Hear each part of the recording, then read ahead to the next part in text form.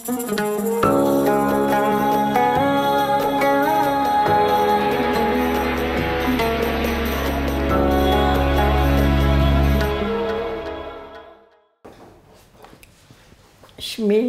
פינקו ענת, אבל למעשה נולדתי ז'נט, ובבית ספר החליפו לי את השם, המורה שלי.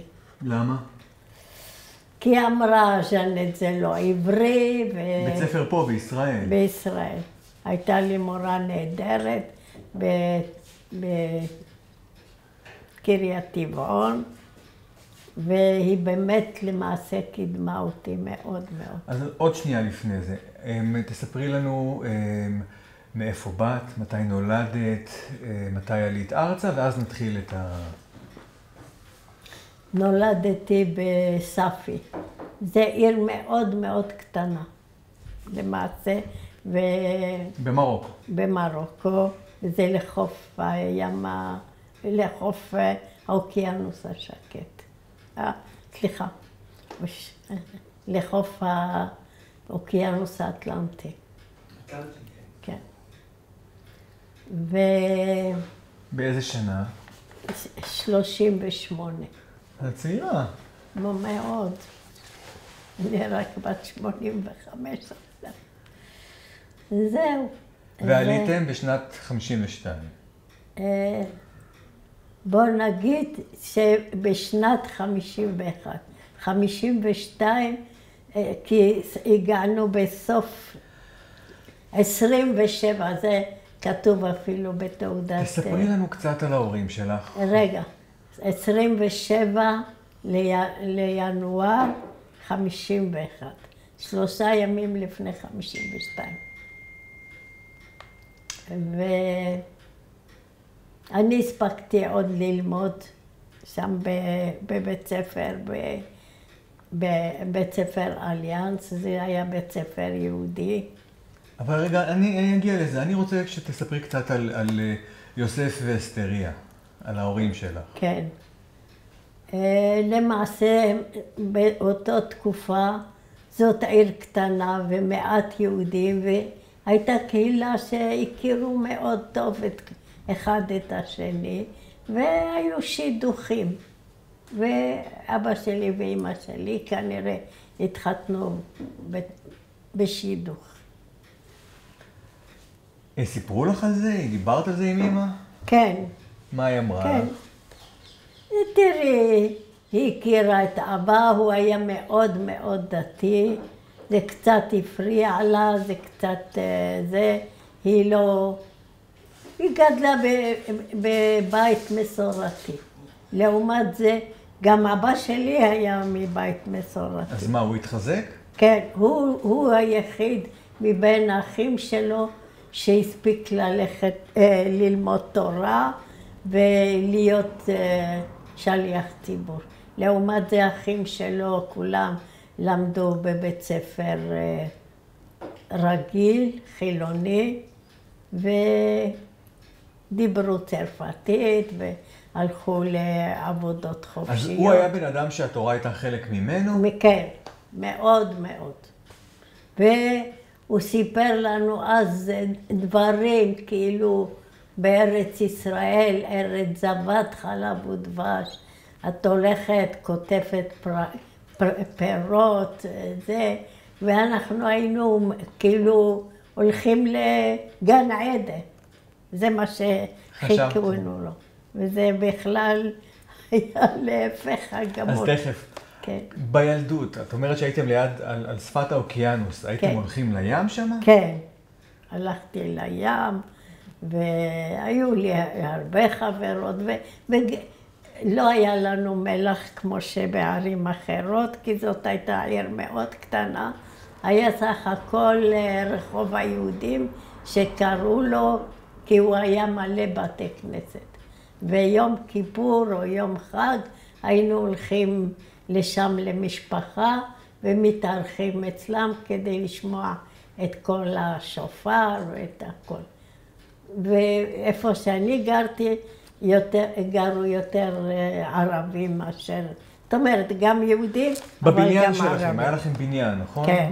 אז השכנות עם משפחה ערבית. והבניין שלנו היה שייך בכלל לערבי, והוא הזכיר לנו את הבית. והיחסים איך היו איתם? בסדר. שיחקתם איתם אחרי צהריים? כן. למשל, הייתה לי חברה ערבייה ושיחקנו הרבה, אבל עד גיל 12. בגיל 12 אבא שלה אסר עליה כבר, היא הייתה צריכה לצאת עם, איך קוראים לזה? עם חיג'אב כזה? כן, מה? עם חיג'אב כזה? כן, ואסר עליה לשחק ברחוב. בכלל או איתך? לא, בכלל. היא הייתה צריכה לצאת או עם הסבתא שלה, או בכל אופן ליווי. מה את זוכרת מסבא וסבתא שלך? סבתא שלי, אני זוכרת שהסבא שלי נפטר מאוד מוקדם, הוא היה מתקן נעליים. אבא של אבא או אבא שלי? אבא של אמא. היה סנדלר? סנדלר, כן, מתקן נעליים. וסבתא שלי הייתה תופרת, לא בגדים ממש זה נקרא, אלא עושה איזה בגד לאיזה ערבי או משהו כזה, וככה התפרנס. מין ג'לביות כאלה. כן, כן. איך קראו לזה במרוקו? בואו נגיד... צמר, נכון. אתה זוכר צמר, כן. משהו כזה. את זוכרת את ימי שישי בספר? כן. מה היה מיוחד ביום שישי? ביום שישי קודם כל חזרנו מוקדם מהבית ספר. למעשה היינו לומדים שם עד 4:30, יום. זאת אומרת, בוקר, באים הביתה צהריים, אוכלים צהריים וחוזרים עד 4:30. ואחרי זה הבנים הלכו ללמוד בחדר. והבנות? לא, הבנות כבר היו בבית, לא למדו תורה. אז ביום שישי באת מוקדם ועזרת לאמא? כן, לערוך שולחן, לסדר. ויום אפינו לחם בבית. במה? היה לכם בחוץ או בתוך הבית? לא, בתוך הבית. אבל, זאת אומרת, הכנו את הלחם ולקחו אותו או שאנחנו, או שהיה איזה ערבי שהיה לוקח את הלחם ומחזיר אותו מוכן. לעתים רחוקות קנינו לחם, כי זה לא היה עם הפרשת חלה, או אני לא יודעת. כן, ואבא הקפיד מאוד. כן, כל היהודים הקפידו, על הדברים האלה הקפידו. היו חנויות מיוחדות שמכרו בשר כמובן, וזהו. שוחט, היה שוחט שבא אליכם? ברור, כן. אם זה היה שבא אלינו, זה היה בכיפור. שהיו שוחטים. ועושים כפרות. כן, לכולם. שוחטים תרנגול, או תרנגולת. אבל עושים קודם את הטקס? את זוכרת את הטקס? כן. איך זה היה בעיניים שלך כשל ילדה? חיכית לזה? אהבת את זה? אני לא אהבתי את זה, אבל זה היה טקס ועשו את זה. אז תספרי על זה קצת, מי שלא מכיר, איך זה עובד? אבא אומר לכם עכשיו מגיע, איך תנסי לספר? היה הולך שוחט מבית לבית יהודי, והיו עושים את הטקס. מה זה היה? הוא בא עם כלוב של תרנגולות? לא, כל אחד קנה. אוקיי. קנה, הכין, והוא רק בא ושחט, ואחרי זה ניקו, ואכלנו את העופות. איזה חג את הכי זוכרת בתור ילדה במרוקו? כמובן חג פסח. התכוננו לזה הרבה, בגדים חדשים, נעליים חדשות, מאכלים, התכוננו לזה הרבה. גם יותר משפחתי, יותר גדול? כן, תלוי. לפעמים יותר, לפעמים פחות. בהתחלה כשנולדתי, גרנו יחד עם סבתא בבית אחד יחד. היא בשני חדרים ואנחנו בשאר החדרים. ואחר כך שגדלנו, אז עברנו דירה. כאילו להיות יותר עצמאים וככה. אמא הייתה קשורה לאמא שלה. את נולדת שנה לפני מלחמת העולם השנייה, נכון? כן, אבל אני זוכרת שהיו או אמריקאים או זה שנכנסו לספי. כן. שנכנסו לאן? לספי. כן? כן. והרגשנו ופחדנו והיו... פחדתם מהגרמנים? זאת אומרת, כבר הגיעו גרמנים לאזור או שלא? אני לא יודעת אם זה היה גרמנים, אבל היו שתי מלחמות. הייתה גם מלחמת העולם, ואחר כך הייתה מלחמה בספרד. וזה אמא שלי כל הזמן זכרה. היה המלחמה בספרד עם פרנקו, כן. אני לא יודעת. והרגשנו את זה גם מאוד מאוד במרוקו. כי מה? היה עוני, לא היה עבודה, לא היה פרנסה. זאת אומרת, אחרי מלחמת העולם גם היה את המלחמה בספרד? כן, והרגשנו את זה. כי אני לא יודעת כמה זמן בין שתי המלחמות, אבל היו שתי מלחמות מאוד מאוד שהשפיעו על מרוקו. והרבה יהודים ברחו מספרד והגיעו אם את חושבת על הילדות שלך במרוקו, לפני שבאתם לכאן, הייתה ילדות שמחה? כן. הייתה לך אחריות? היית אחראית על האחים שלך? כן, כן. מה זה אומר? זה אומר, אני הילדה הגדולה ואני אחראית וזהו. למשל, הוא מספר על זה שכמעט לקחו אותו ערבים. איפה זה היה? היו הרבה ילדים קטנים, הוא היה אולי בשנתיים, 3, משהו כזה. ילד קטן. הוא זה יהודה, מי שלא רואה, לא מכיר את הסיפור, שומע אותך, אז תספרי את זה מההתחלה. אח שלי יהודה. כן. איפה זה היה? תספרי. בחצר. שלכם.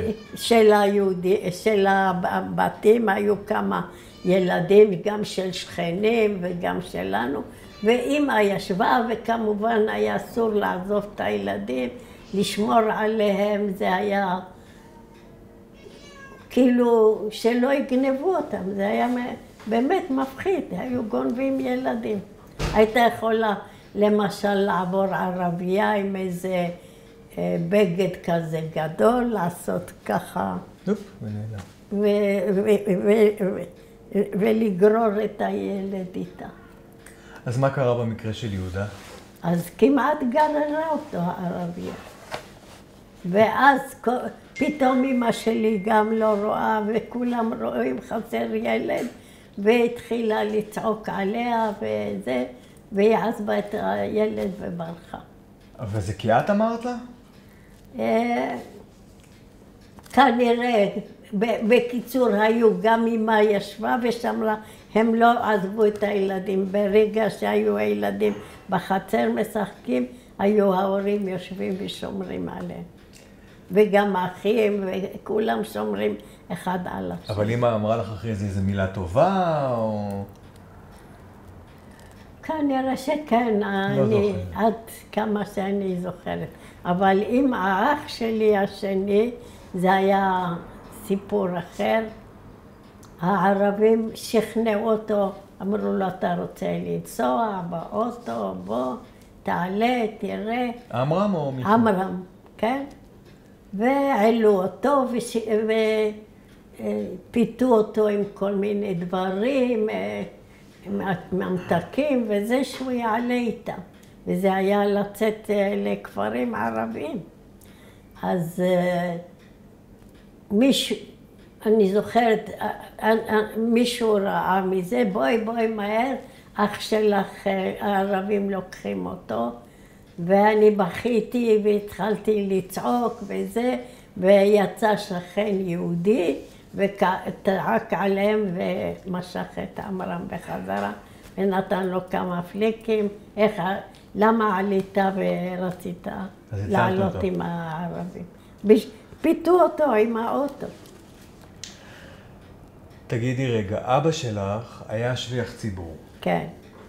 זה היה משהו שהיה ידוע בקהילה, שיוסף דהן הוא... כן, כן. מה את זוכרת מזה? את זוכרת אותו שר בבית כנסת? כן, וקודם כל הבית כנסת הזה,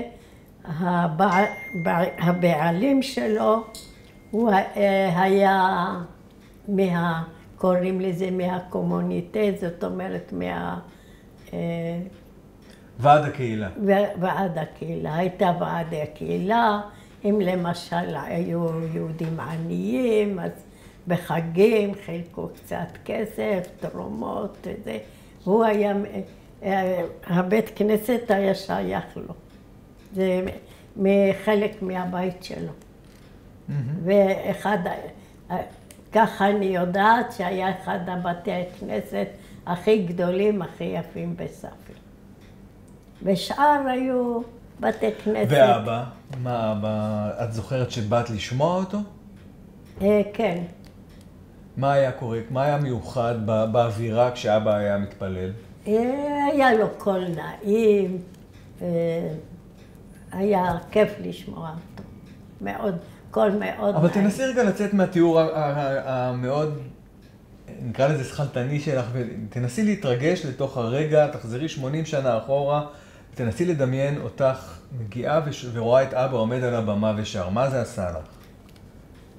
כמובן שעשה לי טוב והייתי גאה בו.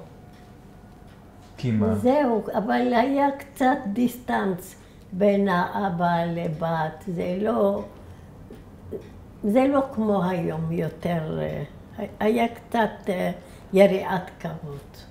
אז למי היית קרובה יותר? לאמא, ברור. כי גם היית גדולה. נכון. ומה זה בא לידי ביטוי? על מה הייתם מדברות? על הכל.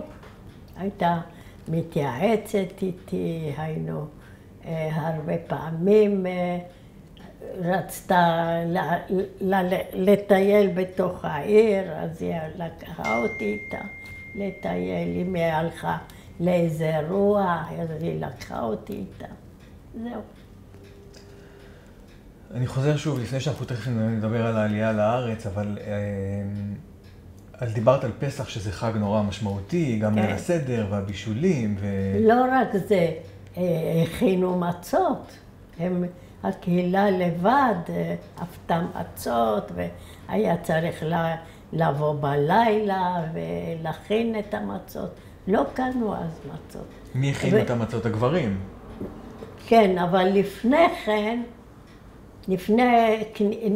לפני אפיית המצות, היה צריך לקנות את הקמח, שיהיה, אני יודעת, באותה עונה, משהו כזה, ולשבת כל המשפחה, וגם אני וילדות והכל, ולברור אותו מהאבנים או מדברים אחרים. קמח שיהיה חדש, והיו לוקחים אותו למטחנה, טוחנים אותו, ואז עושים את המצות. טחינה מיוחדת לפסח מן הסתם. נכון. הכל היה מיוחד, וזה היה מצריך, אני חושבת, חודש ימים להתכונן. מפורים הייתם כבר מתחילים? כן. כן. ומימונה? לא קנו מצות. מימונה? כן, היה באמת כמו שעושים, אבל לא כל כך, זאת הייתה עיר קטנה ולא היו כל כך הרבה יהודים, ולא היה רק שכונה אחת של יהודים. אנחנו לא גרנו בשכונה של יהודים. אז איך נראתה המימונה אצלכם? גם חג עם הרבה דברי מתיקה עם משפחה שבאים, חוגגים, ויותר מאוחר היינו יוצאים לשדות, היו הולכים לאיזה שדה ועושים שם על האש וזהו. מתי את מבינה שאתם עולים לארץ ישראל? כשאבא שלי התחיל לדבר. ובכל שבת היינו יושבים ושומעים את האגדות. המון המון אגדות. על ארץ ישראל, על פרדסים, מה שגודל בארץ. המון המון סיפורים על ארץ ישראל, וזה היה מלהיב אותנו. חיכינו מתי. ואימא שלי בכלל לא רצתה. לא רצתה? לא. למה? כי אימא שלה אז הייתה חולה מאוד, ולא רצתה להיפרד ממנה. והייתה לי סבתא אחרת, אמרה, מה, לאן אתם הולכים? ארץ ישראל נחרבת כל שנה וכל שנה. וחכו עד שכאילו הסתדר המצב לפני שאתם עוזבים. ואבא שלי בשום אופן לא רצה לחכות, והייתה ביניהם מריבה גדולה. אבל הבעיה שכל הילדים רצו ללכת עם אבא, לעלות לארץ, ואמא הייתה אמורה להישאר לבד, מי יפרנס אותה, מזה, אז לא הייתה לה ברירה, הצטרפה. היה ביניהם ויכוח? כן. זוכרת? כן. מה, ממש... והתווכחו מאוד, כן. והוא אמר להם, אני הולך, לא מעניין אותי? אני, כן. אני עולה, אם את רוצה, את מצטרפת אליי, אם לא, את יכולה להישאר. וחלק מהילדים, מי שרוצה, מצטרף לאבא. וכולם רצו. זה היה הרפתקה. מכר לכם סיפור יפה. כן. ואז? וואי, אכזבה גדולה. למה? אבא שלי לא חיכה שיהודים יהיו ככה כלפי יהודים. מה, אז תספרי לנו. זה היה נורא. קודם כל, לא התנהגו כאילו בסדר, רימו. אבא שלי רימו אותו הרבה. פה או שם? פה בארץ. מה, כבר הגעתם, הייתם בקונדרנס והגעתם לחיפה. קונדרנס היינו שם 3 חודשים, כי אז בדיוק הצרפתים אסרו על יהודים לעבור לארץ. אם אתם זוכרים, הייתה תקופה כזאת. לא היינו אז, אבל... כן, הייתה תקופה שהערבים התקוממו, למה צרפת נותנת ליהודים לעבור. ואז באמת עצרו את העלייה. והיינו שמה, ובא הדוד שלי ועוד דוד אחד, וביקשו, בואו תעלו, בואו תחזרו לבית שלכם, למה אתם נשארים פה? ואבא שלי בשום פנים ואופן. החליט, הוא עולה לארץ, ולא... והאח שלו היה עם מסעית, הוא בא, אומר לו, הנה עם מסעית, אני עוזר לכם, תיקחו את כל החפצים שלכם ותחזרו לארץ. ואבא שלי לא הסכים. וחיכינו שם עד שאפשרו לנו את העלייה, ובקונדרנס היינו תקופה קצרה. עלינו באונייה שאני לא זוכרת את שמה הגעתם לארץ בגשם, בשיא החורף. כן. ואתם יורדים מהאונייה. והולכים לשער העלייה. ואיך אימא? מאוכזבת מאוד, אבל כבר אין ברירה. ואבא? הוא כבר מבין או שהוא עוד... הוא, באותה תקופה אני חושבת, אחר כך התחיל להתחרט, כי הוא ראה שפגע במשפחה. מאוד מאוד התחרט וכאב לו מאוד. במעברה או במעברה במיוחד, במעברה. בשער העלייה עף לנו האוהל, והיינו באמצע מכינים תה, ונשארנו עם הפתיליה, ואז אחד. ואין גג. ואין גג, כן. ואז משמה? משם עברנו לגורן. בגורן זה היה סוף העולם אז. לא הייתה תחבורה, נדמה לי היה בסך הכל תחבורה פעם או פעמיים ביום. עם מי הייתם שם? עם חברים או שלא הכרתם? עלינו יחד עם משפחה שכל הזמן הייתה איתנו. איזה 2-3 משפחות מספי שהיינו כל הזמן יחד, והגענו גם, והיו עוד כמה משפחות בגורן. זה הכל. אבל לא הגיע מורה,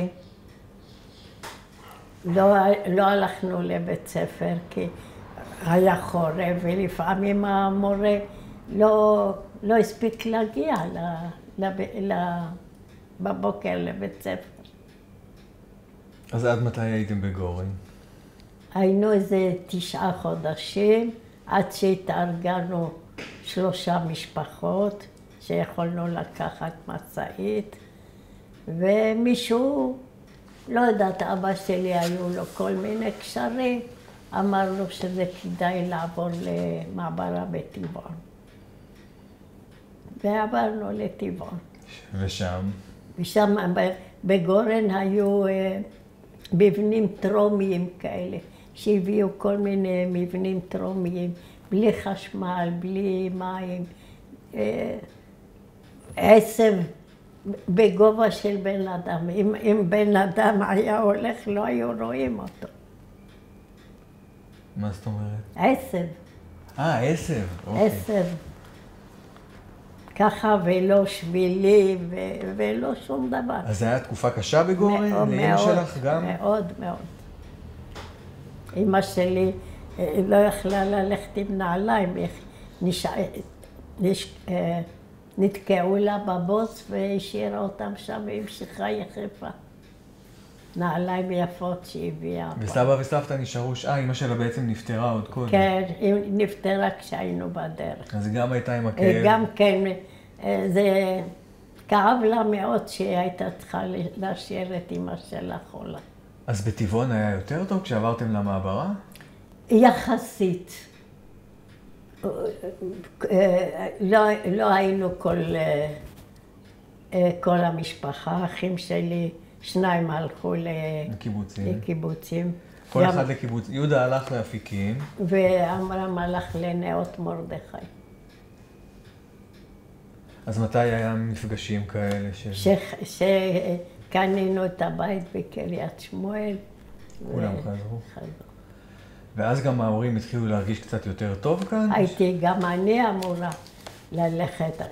זאת אומרת, לקחו אותי, לא יכולתי ללכת לבד, לקחו אותי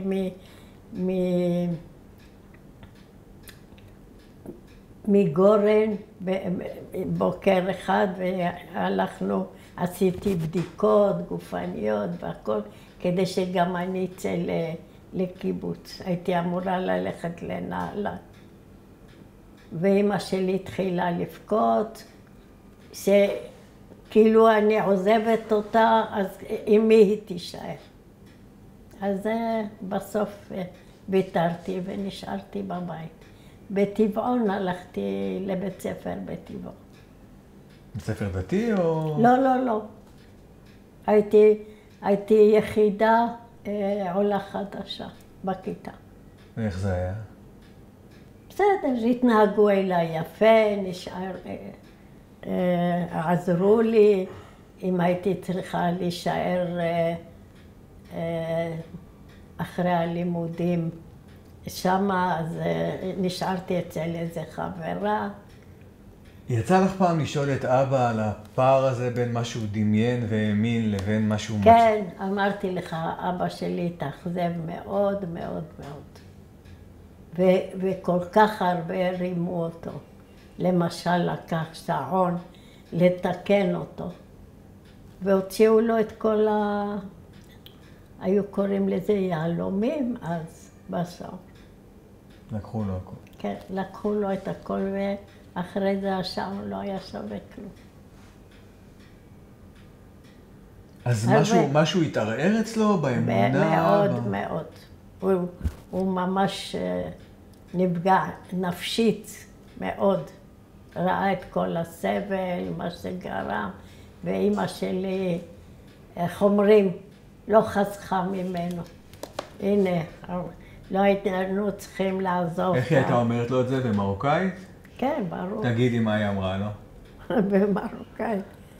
אני זוכרת. תנסי רגע להיזכר, מה היא אומרת לו עכשיו? כן. לאן הבאת אותנו? למה עשית לנו את זה? במרוקאית? במרוקאית. אז עמלתינה, עלס זיבתינה. אני כבר מזמן לא מדברת. לקנות נעליים בשביל ללכת לעבודה. ומסכן, כמובן נעליים חדשות הוא לא יכול היה לקנות. אז הוא הלך לשוק הפשפשים, קנה נעליים ובא שמח, מצוחצחות יפות. הלך יום אחד לעבודה, למחרת הסוליה נפלה ולא היו נעליים. כל כך התאכזב. איך יהודים עושים דברים כאלה? הוא לא האמין, זה באמת עשה לו רע מאוד, ונפשית הוא נפגע, מאוד מאוד. כשהם באו הנה הוא כל כך יהודי עוזר ליהודי, זה היה ככה במרוקו. יהודי לא יכול היה להתקיים, עזרו לו, מצאו דרך לתת לו, זה היה נורא. זה אכזב מאוד את אבא שלי. וכשהם עברו לקריית שמואל, כבר היה טיפה יותר טוב? גם כן, לא לגמרי. לא לגמרי. עדיין התאכזב, אבל מה שכן, באיזו תקופה הוא הכיר אנשים טובים, הם היו 5 אנשים, והקימו בית כנסת מאוד מאוד יפה. הוא היה בין המקימים שלו, בבית כנסת נקרא אברבנאל, ברחוב אברבנאל בקריית חיים. שזה בעצם מה שנתן לו את הכוחות, הדברים האלה. בדיוק. ואמא? אמא בהתחלה ניסתה לעבוד משק בית, אבל זה לא כל כך התאים לה. היא הייתה תמיד, לנו תמיד הייתה עוזרת ערבייה בבית. שמה בגרושים יכולת להביא. וזה לא כל כך התאים לה להיות עוזרת בית, ועבודה אחרת היא לא מצאה. אז מדי פעם עבדה. עוזרת בית, נקטה. ואז את גדלה, ועד מתי את בבית? רגע, אני למדתי בבית ספר, אבל רציתי לספר לך על המורה. זאת הייתה במעברה. שהחליפה לך את השם. כן. במעברה הייתה, עד עכשיו אני זוכרת, אותה מורה אהובה. היא הייתה גם מין מנהלת וגם מחנכת. והיא ראתה שאני רוצה ללמוד וזה, הייתה מושיבה אותי כאילו בכיתה, בצד, ומביאה לי ספרים ומחברות, ועוזרת לי כדי שישר מהמעברה, מכיתה, אני לא יודעת, א' ב', שאני אעבור ישר לכיתה ז' בטבעון. שהייתי אז כבר בת 14, כמעט יותר אפילו. אז היא עזרה לי להגיע לכיתה ז' ישר. אני הייתי היחידה עולה חדשה בכיתה. וכולם ניסו, רחמו עליי, עזרו לי. זהו. הייתה לי אפילו חברה שאבא שלה היה לו אוטו, אז אוטו, וואו. הוא היה וטרינר, אני זוכרת. סירוטינסקי קראו להם. והוא הביא אותי בחזרה למעברה, באוטו היה כמו חג. כן. כשהם עברו לקריית שמואל, את עברת איתם? כן, בטח. והיית שם בתיכון? לא.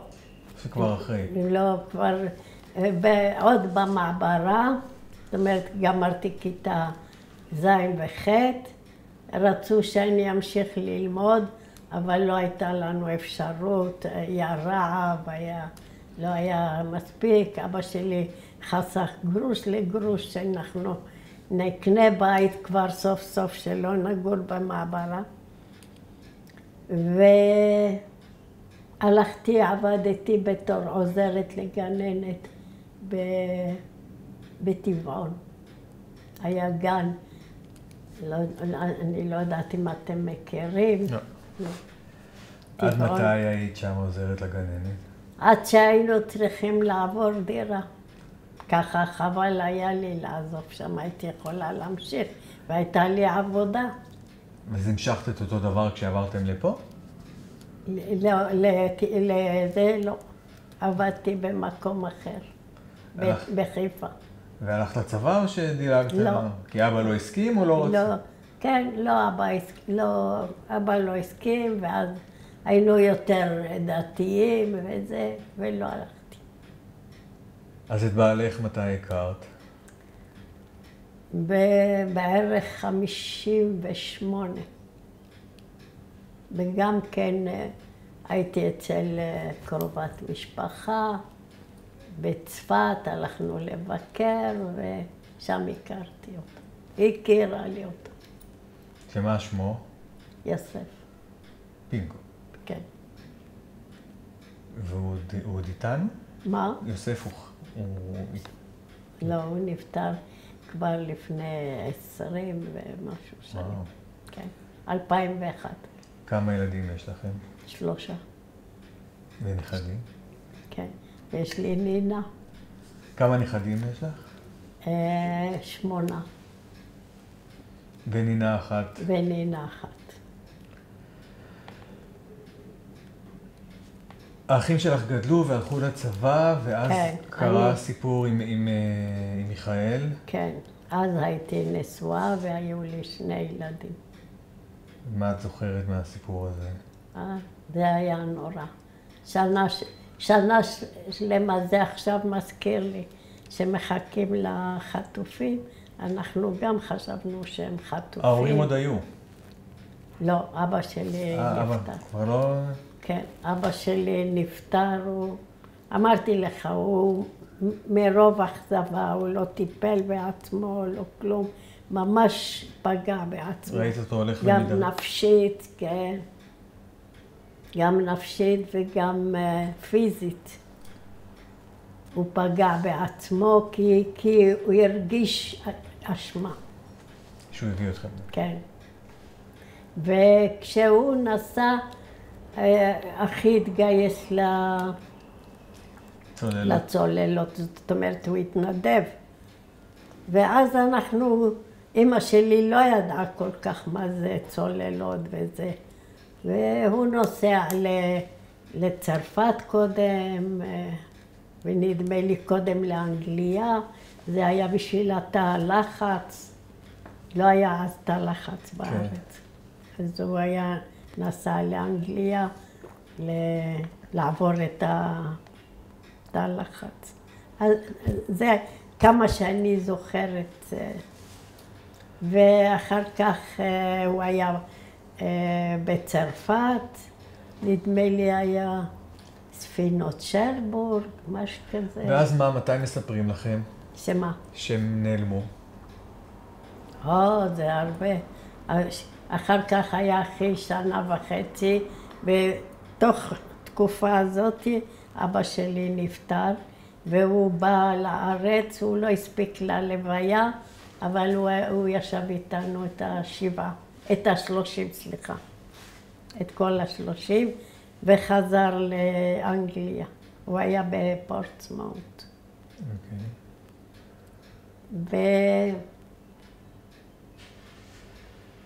ואנחנו התכתבנו, אז לא היה לא דואר, זאת אומרת רק דואר, מכתבים או איגרות, מה שנקרא. והוא היה שמה כתב לנו שהוא מתכונן לחזור לארץ, ושמחנו מאוד, והוא הכין מתנות לכולם, וגם לילדים שלי שהיו אז קטנים, הכין להם סוודרים, זה היה אז משהו.